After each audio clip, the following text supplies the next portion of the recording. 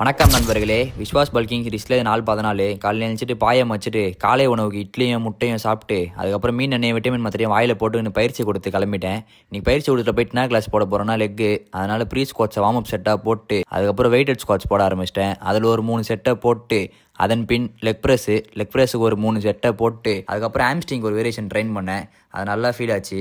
அதில் ஒரு 3 செட்டை போட்டு அதுக்கப்புறம் காப்ஸுக்கு ஒரு 3 செட்டை போட்டு ஃபைனலாக இன்னர் டைஸுக்கு ஒரு வேரியேஷனை போட்டு லெக் ஒரு கொட்டை முடிச்சிக்கினேன். நான் போகிற செட்ஸ் அண்ட் ரெப்ஸை கேப்ஷனில் தரேன், வேணா நோட் பண்ணிக்கோங்க.